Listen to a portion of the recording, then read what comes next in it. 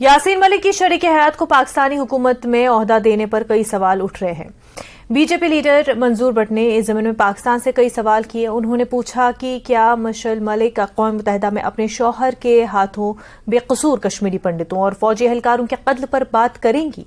मंजूर भट्ट के मुताबिक यासीन मलिक एक दहशतगर्द है और उनकी अहलिया को पाकिस्तानी काबीना में शामिल किया गया।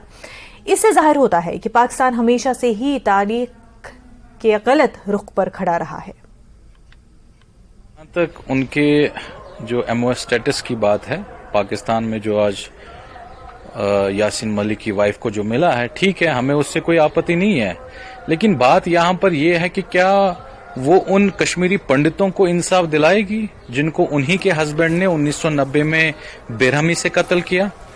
क्या वो उन आर्मी जवानों को, उन आर्मी हमारे जो एयर फोर्सेस के जो ऑफिसर्स थे, क्या वो उनकी वाइफ उनको इंसाफ दिलाएगी जिनके इसी के हस्बैंड ने सरे राह उनको शहीद कर दिया गया? बात ये है। और ये जो फ्रस्ट्रेशन वाला, अब देखते हैं, हमेशा पाकिस्तान की कोशिश रहती है कि वो प्रोवोक करते हैं हमेशा, लेकिन आज भारत देश काफी आगे चला है। आज हमारा कंपटीशन पाकिस्तान जैसे मुल्कों के साथ नहीं है। आज भारत उस जगह पे, उस ऊंचाई पे पहुंचा है हमारे नरेंद्र मोदी जी ने, जहां पर हमें कहा जाता था कि हम 50 साल उनसे पीछे हैं। तो मुझे लगता है, मैं ये देखना चाहूंगा कि यूनाइटेड नेशन में जो पोर्टफोलियो उस कि जो यासीन मलिक जो यहाँ के तिहाड़ जेल में बंद है, जिनके ऊपर कत्ल के इल्जाम है, क्या वो उनके इंसाफ की बात करेगी? क्या वो यासीन मलिक को चाहेगी कि जो उन्होंने ह्यूमन राइट वायलेशंस का जो उल्लंघन कश्मीर में किया है, क्या वो उस पर बात करेगी? आगे देखना ये होगा कि वो यूनाइटेड नेशंस में यहाँ के पंडितों के, कश्मीरी पंडितों के, कश्मीरी मुसलमानों के, सिखों की ह्यूमन राइट वायलेशन की बात करेगी, तब जाके हम कहेंगे कि कहीं ना कहीं वो इंसाफ दिलाएगी। लेकिन जिसका एक हस्बैंड टेररिस्ट रहा हो, इतनी कत्लों में मुलवस हो, जो तिहाड़ जेल में सजा काटता है, मुझे लगता है, मैं डिसअपॉइंट हुआ हूं पाकिस्तान के इस फैसले से।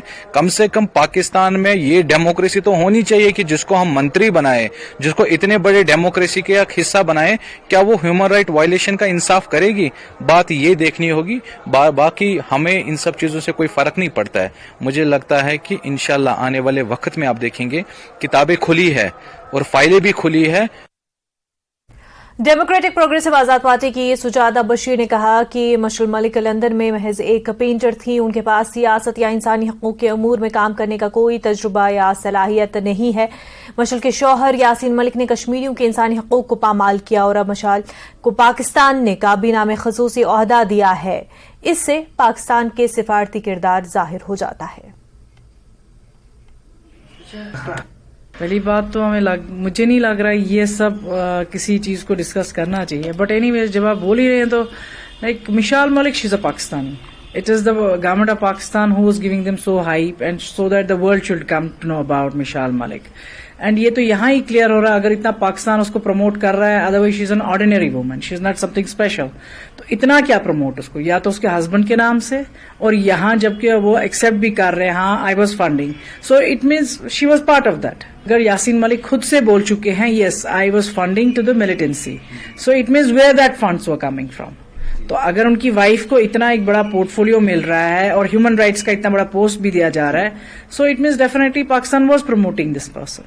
पाकिस्तान का ही तो हाथ है. फिर तो लोग गलत नहीं बोल रहे कि यहाँ के अगर हालात खराब हो गए या यहाँ के लड़कों को जो बहकाया गया, ये पाकिस्तान का हाथ, तो ये पाकिस्तान ही करवा रहा है. So what else they want to prove it now.